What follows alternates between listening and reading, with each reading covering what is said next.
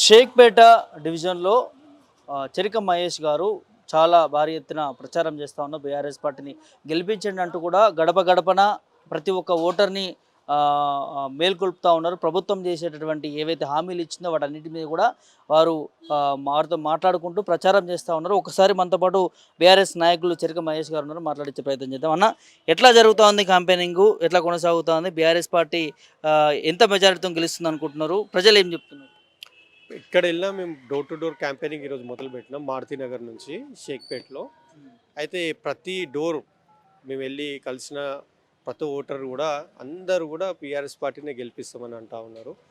మీకు గత 2 సంవత్సరాల నుంచి తెలిసిందే, కాంగ్రెస్ ప్రభుత్వం వచ్చిన తర్వాత వాళ్ళు మరి ఏమేమి అబద్ధాలు చెప్పి ఈ రాజకీయంగా వాళ్ళు గవర్నమెంట్ ఫామ్ చేసుకున్నారో మీకు అన్నీ తెలిసిందే.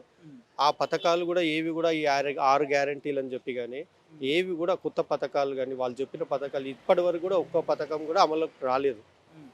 అదే ముందు ప్రభుత్వం బీఆర్ఎస్ ప్రభుత్వం ఉన్నప్పుడు కానీ డబల్ బెడ్రూమ్స్ కానీ, మళ్ళీ ఇంకా దళిత బంధు కానీ, బీసీ బంధు కానీ, మళ్ళీ ఏ విధంగా అయితే ఉద్యోగ కల్పన కూడా, మరి రైతు బంధు కానీ, ఇవన్నీ కూడా బీఆర్ఎస్ ప్రభుత్వమే చేసిందనేది అందరూ ప్రజలకు కూడా అందరూ కూడా అదే చెప్తా ఉన్నారు.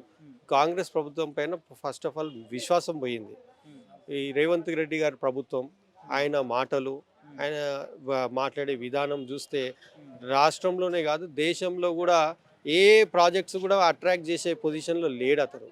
ఇప్పుడు మీరు చూసింది ఇదివరకు బీఆర్ఎస్ గవర్నమెంట్ ఉన్నప్పుడు, కేసీఆర్ గారు గవర్నమెంట్ ఉన్నప్పుడు కేటీఆర్ గారు నెలకు ఒక్కసారైనా ఫారిన్ కానీ, యుఎస్ కానీ, ఇంగ్లాండ్ కానీ, ఆస్ట్రేలియా కానీ, ఇట్లా కెనడా కానీ ఎన్నో కంట్రీస్కి వెళ్ళి మంచి కంపెనీస్ని అట్రాక్ట్ చేసుకొని మన హైదరాబాద్లో మరి అన్ని కంపెనీస్ వచ్చే విధంగా ప్రయత్నం చేసినారు. ఇప్పుడు అంత ఇప్పటి వరకు ఉన్న ఏదైతే డెవలప్మెంట్ జరిగిందో 2014 to 2000 ఇప్పుడు 23 వరకు అది బీఆర్ఎస్ ప్రభుత్వమే చేసిందని చెప్పేసి అందరు ప్రజలు కూడా అంటా ఉన్నారు. మరి మళ్ళొకసారి వాళ్ళకి మనస్ఫూర్తిగా బీఆర్ఎస్ పార్టీనే మళ్ళీ రావాలని చెప్పి కోరుతూ మమ్మల్ని ఆశీర్వదిస్తూ ఉన్నారు.